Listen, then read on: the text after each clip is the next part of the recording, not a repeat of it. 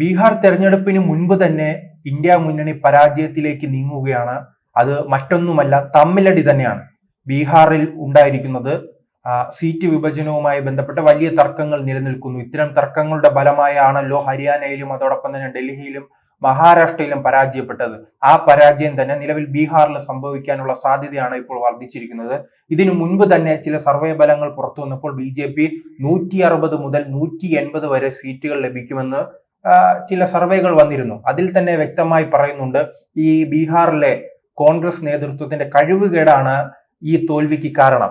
ആ സർവേ നമുക്ക് തള്ളിക്കളയാൻ കഴിയില്ല. കാരണം 2020 തെരഞ്ഞെടുപ്പുമായി ബന്ധപ്പെട്ട് പരിശോധിക്കുമ്പോൾ അത് കൃത്യമാണ്. RJD വലിയ മുന്നേറ്റം ഉണ്ടാക്കിയപ്പോൾ 70 സീറ്റുകൾ അടിവാങ്ങി കലാപം ഉണ്ടാക്കി വാങ്ങിയ കോൺഗ്രസിന് വിജയിക്കാൻ കഴിഞ്ഞത് 19 സീറ്റാണ്. ഇപ്പോഴും അതിലൊരു മാറ്റവുമില്ല. എന്തായാലും ആ സമയം RJD പാഠം പഠിച്ചിരിക്കുന്നു. അതുകൊണ്ട് തന്നെ ഈ സീറ്റ് വിഭജനവുമായി ബന്ധപ്പെട്ട് ആ 70 സീറ്റുകൾ നൽകാൻ കഴിയില്ല, 60-ൽ താഴെ സീറ്റുകൾ മാത്രമേ നൽകാൻ കഴിയുകയുള്ളൂ എന്ന് തേജസ്വി യാദവ് പലതവണ ആവർത്തിച്ച് പറഞ്ഞിട്ടും കൂടുതൽ സീറ്റുകൾ വേണമെന്നാണ് നിലവിൽ കോൺഗ്രസ് ആവശ്യപ്പെടുന്നത്. നിങ്ങൾക്ക് സീറ്റ് തരാം, അതാണല്ലോ പല പാർട്ടികളും പറയുന്നത്. അത് ജമ്മു കാശ്മീരിൽ ഉൾപ്പെടെ നാം കണ്ടില്ലേ. ഇവർക്ക് സീറ്റ് നൽകണം, പക്ഷെ വിജയിക്കാൻ ബുദ്ധിമുട്ട്, അത് ജനങ്ങൾക്കിടയിൽ ഇറങ്ങി പ്രവർത്തിക്കാൻ ബുദ്ധിമുട്ട്. പിന്നെ പരാജയം സംഭവിച്ചാൽ രാഹുൽ ഗാന്ധിക്ക് പുതിയ ഐഡിയ ഉണ്ടല്ലോ, എല്ലായിടത്തും പോയി പരാജയപ്പെടും. പിന്നീട് പറയും വോട്ട് ചോരി ആരോപണം, hydrogen bomb, nuclear bomb, atom bomb, പടക്കം ഉൾപ്പെടെ അദ്ദേഹം എല്ലാ വിഭാഗങ്ങളുമായി രംഗത്ത് വരും, വെറൈറ്റി സാധനങ്ങളുമായി രംഗത്ത് വരും. പക്ഷെ അത് തോൽവിക്ക് ശേഷമാണ്. ഇപ്പോൾ നാം നോക്കൂ, ലോക്സഭാ തെരഞ്ഞെടുപ്പിലും അതോടൊപ്പം തന്നെ മഹാരാഷ്ട്ര തെരഞ്ഞെടുപ്പിലും പരാജയപ്പെട്ടു. അതിനുശേഷം അദ്ദേഹം വോട്ട് ചോരി ആരോപണവുമായാണ് രംഗത്ത് വന്നത്. ഇപ്പോൾ നിങ്ങൾ ബീഹാറിൽ എന്ത് പ്രവർത്തനമാണ് കാഴ്ചവെക്കുന്നത്? പിന്നീട് ഈ വോട്ട് ചോരി ആരോപണവുമായി ബന്ധപ്പെട്ട് ചില ഗിമ്മിക്കുകൾ കാണിക്കുകയും പരാതി നൽകാതെ ഒരു യാത്ര നടത്തുകയും ചെയ്തു. ആ യാത്ര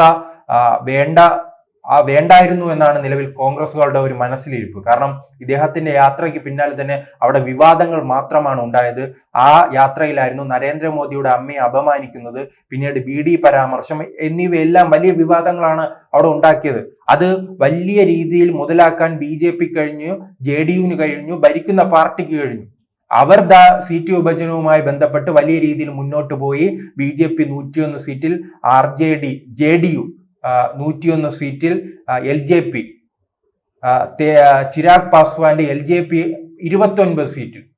ഈ പാർട്ടികൾ LJP അടക്കമുള്ളവർ ഇടഞ്ഞു നിന്നതാണ്. അവരെ പോലും തങ്ങളുടെ വിജയത്തിന് അനുകൂലമാക്കി മാറ്റുവാൻ, അവരെ പോലും ചില സീറ്റുകൾ വിട്ടുവീഴ്ച ചെയ്ത് വിജയത്തിന് വേണ്ടി പ്രവർത്തിക്കാൻ BJPക്ക് കഴിഞ്ഞു. അപ്പോൾ BJPയുടെ ലക്ഷ്യം വിജയം മാത്രമാണ്. അതിൽ അവർ എന്ത് വിട്ടുവീഴ്ചയ്ക്കും തയ്യാറാകും. പക്ഷെ കോൺഗ്രസ് വിട്ടുവീഴ്ചയ്ക്ക് തയ്യാറല്ല. തങ്ങളാണ് വലിയ അണ്ണൻ എന്ന രീതിയിൽ മുന്നോട്ട് പോവുകയാണ്.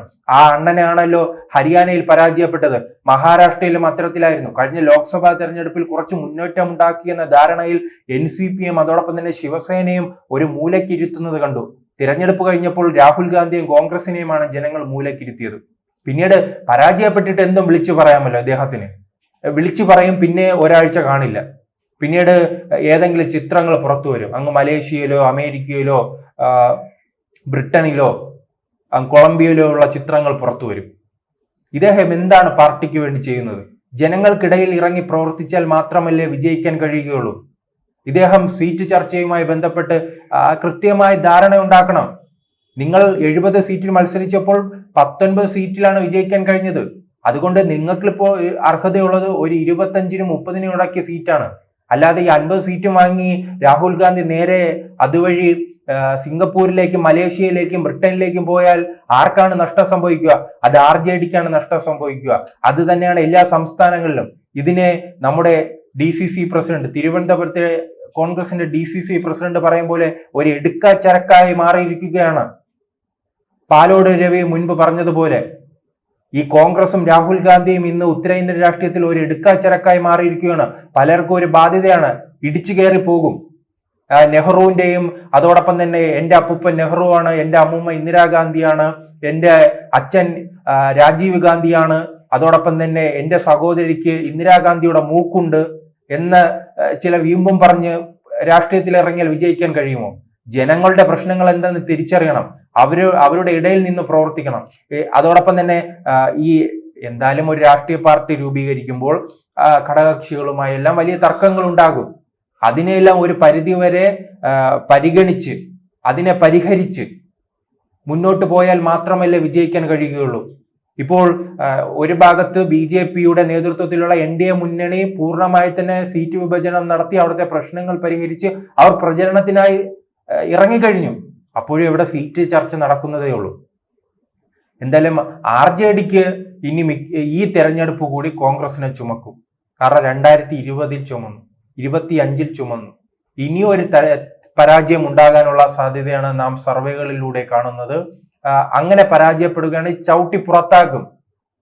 തങ്ങളെ ഞങ്ങൾക്ക് വേണ്ട, ഒറ്റയ്ക്ക് മത്സരിക്കാൻ അറിയാമെന്ന രീതിയിലേക്ക് സ്വാഭാവികമായി മുന്നോട്ട് പോകും. അപ്പോൾ ഞങ്ങൾക്കൊരു 10 സീറ്റ് തരൂ, 15 സീറ്റ് തരൂ എന്ന് പറഞ്ഞ് സ്വാഭാവികമായും വരും. അത് തന്നെയാണല്ലോ നാം ഉത്തർപ്രദേശിൽ കണ്ടത്. ഉത്തർപ്രദേശിൽ ഇപ്പോൾ രാഹുൽ ഗാന്ധിയുടെ വിജയം എന്ന് പറഞ്ഞാണ് എല്ലാ കോൺഗ്രസ് നേതാക്കളും നടക്കുന്നത്. അവിടെ എസ് പിയുടെ സഹായത്തോടു കൂടി വിജയിച്ച സീറ്റ് മാത്രം, അല്ലാതെ ഒറ്റ സീറ്റിലും ഈ കോൺഗ്രസ് ഒറ്റയ്ക്ക് മത്സരിക്കുകയാണെങ്കിൽ ഉത്തർപ്രദേശിന്റെ മണ്ണിൽ ഒരു സീറ്റിൽ പോലും വിജയിക്കാൻ നിലവിൽ കഴിയില്ല. അത്രയ്ക്ക് ദയനീയമാണ് അവിടുത്തെ സംഘടനാ സംവിധാനം. പിന്നീട് കോൺഗ്രസിനെ പിടിച്ചു നിർത്തുന്നത് ഉത്തരേന്ത്യയിലെ ചില സംസ്ഥാനങ്ങളാണ്. അത് ഗുജറാത്ത് ആയാലും അതോടൊപ്പം തന്നെ രാജസ്ഥാൻ, മധ്യപ്രദേശ്, ഛത്തീസ്ഗഡ് അടക്കമുള്ള സംസ്ഥാനങ്ങൾ. ആ ഗുജറാത്ത് നമുക്ക് പരിശോധിച്ചാൽ അറിയാം, ആ പ്രദേശങ്ങളിലേക്ക് AAP വലിയ രീതിയിൽ വളരുകയാണ്. ഡൽഹിയിൽ കോൺഗ്രസിനെ AAP വിഴുങ്ങി, പഞ്ചാബിൽ വിഴുങ്ങി, ഗോവയിൽ വിഴുങ്ങാനുള്ള സാധ്യതയുണ്ട്, ഗുജറാത്തിലും വിഴുങ്ങിക്കൊണ്ടിരിക്കുന്നു. ഇതൊന്നും തിരിച്ചറിയാതെ വോട്ട് ചോരി ആരോപണവും ഈ കൈരേഖ കാണിക്കുന്ന ചില, അവിടെ മോദി കള്ളത്തനം കാണിച്ചു, മോദിയുടെ വാരണാസിയിലെ വോട്ടെണ്ണലിൽ മോദി 10 മണി വരെ പിന്നിട്ട് നിന്നു, 11 മണിയായപ്പോൾ വിജയിച്ചു, 12 മണിക്ക് ആഘോഷിച്ചു, 12 മണിക്ക് ലഡു വിതരണം ചെയ്തു, എന്തെല്ലാം ഇദ്ദേഹം വിളിച്ചു പറയുന്നത്? ഇതിൽ എന്തെങ്കിലും കൃത്യതയുണ്ടോ? ഇദ്ദേഹത്തിന്റെ ഇപ്പോൾ റിബലായി നിൽക്കുന്ന ശശി തരൂരിന്റെ ഇലക്ഷൻ റിസൾട്ട് നമുക്ക് പരിശോധിച്ചാൽ അറിയാം. അദ്ദേഹം 1 മണി വരെ രാജീവ് ചന്ദ്രശേഖറിന് പിന്നിലായിരുന്നു. പിന്നീടാണ് ചില മണ്ഡലങ്ങൾ എണ്ണുമ്പോൾ, കോൺഗ്രസിന്റെ ശക്തി കേന്ദ്രങ്ങൾ എണ്ണുമ്പോൾ അവർക്ക് മുന്നേറ്റം ഉണ്ടാകുന്നത്. അതിനെക്കുറിച്ച് പോലും അറിയാത്തൊരു കോമാളിയല്ലേ രാഹുൽ. ഇദ്ദേഹത്തെ വലിയ ബോളിവുഡ് സിനിമയിൽ അഭിനയിക്കാൻ ആ കുടുംബം വിടാനുള്ളതിന് ഇദ്ദേഹത്തെ പിടിച്ച് രാഷ്ട്രീയത്തിൽ ഇറക്കിയതാണ് ആ കോൺഗ്രസ് പാർട്ടിയുടെ തകർച്ചയ്ക്ക് കാരണം. ആ മൻമോഹൻ സിംഗ് പിടിച്ച സീറ്റ് പോലും അദ്ദേഹത്തിന് രാഷ്ട്രീയത്തെക്കാൾ കൂടുതൽ അദ്ദേഹം ധനവുമായി ബന്ധപ്പെട്ട് സാമ്പത്തിക വിദഗ്ധനായിരുന്നു. ആ മനുഷ്യന് ഇന്ത്യൻ രാഷ്ട്രീയം കൈകാര്യം ചെയ്ത അതിനത്ര പോലും കഴിയാൻ, ആ കഴിവ് പോലും കാണിക്കാൻ ഈ രാഹുൽ ഗാന്ധിക്ക് കഴിയുന്നില്ല. കഴിയാത്തതാണ് കോൺഗ്രസിന്റെ തകർച്ചയ്ക്ക് കാരണം. അന്ന് മികച്ച നേതാക്കൾ ഉണ്ടായിരുന്നപ്പോൾ മറ്റൊരു കാര്യമുണ്ട്, അതിൽ സോണിയാഗാന്ധിക്കും പങ്കുണ്ട്. ഈ കോമാളിയെ വളർത്താനായി കോൺഗ്രസ് പാർട്ടിയിലെ പ്രാദേശിക നേതാക്കളെ, പ്രത്യേകിച്ച് യുവ നേതാക്കളെ മുഴുവൻ ചവിട്ടിത്താക്കുന്ന ഒരു അവസ്ഥ ഉണ്ടായിരുന്നു. അതുകൊണ്ടാണ് പലരും പാർട്ടി വിട്ടിന്ന് BJPയിലേക്ക് പോവുകയും അത്തരം കഴിവുള്ള നേതാക്കൾ BJPയിൽ നിന്ന് ഇന്ന് പ്രവർത്തിക്കുന്നത് കൊണ്ടാണ് BJPയുടെ വളർച്ചയ്ക്ക് കാരണം. അല്ലാതെ എങ്ങനെ BJPക്ക് ഇത്രയും അതിവേഗം വളരാൻ കഴിയും? അതിനുള്ള ഏറ്റവും വലിയ തെളിവാണ് ആസാമിൽ ഒരു കാലത്ത് BJP വെറും 0 വോട്ട് ശതമാനം വളരെ കുറവായിരുന്നു. ആ ആസാമിലെ ഒരു കോൺഗ്രസിന്റെ മുതിർന്ന നേതാവായ ഹിമന്ത ബിശ്വ ശർമ്മ BJPയിലേക്ക് കടന്നു വരികയും അദ്ദേഹം ആസാമിൽ BJP വളർത്തി. അതോടൊപ്പം തന്നെ കിഴക്കിലെ പല സംസ്ഥാനങ്ങളിലും BJPയെ വളർത്തി. അപ്പോൾ അന്ന് കോൺഗ്രസ് ഇദ്ദേഹത്തെ പരിഗണിച്ചിരുന്നെങ്കിലോ ഇന്നും കോൺഗ്രസ് അവിടെ ശക്തമായി നിൽക്കുമായിരുന്നു. അന്ന് കോൺഗ്രസ് അദ്ദേഹത്തെ പരിഗണിച്ചില്ല. അതുകൊണ്ട് സംഭവിച്ചത് കോൺഗ്രസിന്റെ തകർച്ചയാണ്. ആ കിഴക്കൻ പ്രദേശങ്ങൾ മുഴുവൻ ഇന്ന് BJPയുടെ കയ്യിലായി മാറിയില്ലേ. അത്തരത്തിൽ എത്ര നേതാക്കൾ, മധ്യപ്രദേശ് എടുത്തു നോക്കാം, അവിടെ കോൺഗ്രസിന്റെ യുവ നേതാവായിരുന്ന രാജകുടുംബാംഗമായ ജ്യോതിരാദിത്യ സിൻഹ, അദ്ദേഹവും ഇത്തരത്തിൽ രാഹുൽ ഗാന്ധിക്ക് പിന്നിൽ അണിനിരന്നു. പക്ഷെ രാഹുൽ ഗാന്ധിക്ക് മുകളിൽ വളരുമെന്ന ചിന്തയുടെ അടിസ്ഥാനത്തിൽ അദ്ദേഹത്തെ ചവിട്ടി താഴ്ത്തിയില്ലേ. അദ്ദേഹം തുടർച്ചയായി തന്നെ ഇന്ത്യയിൽ BJPക്ക് RSSന് ഏറ്റവും അധികം സംഘടനാ സംവിധാനമുള്ളത് മധ്യപ്രദേശിലാണ്. ഗുജറാത്തിൽ തുടർച്ചയായി ജയിക്കുന്നു എന്ന് പറയുമ്പോഴും ഹിന്ദുത്വവൽക്കരണത്തിൽ ഏറ്റവും അധികം മുന്നിൽ നിൽക്കുന്ന ഒരു സംസ്ഥാനം അത് മധ്യപ്രദേശാണ്. മധ്യപ്രദേശിൽ BJPയെ തകർത്തുകൊണ്ട് കോൺഗ്രസിനെ അധികാരത്തിൽ എത്തിച്ചത് ജ്യോതിരാദിത്യ സിൻഹ ആയിരുന്നു.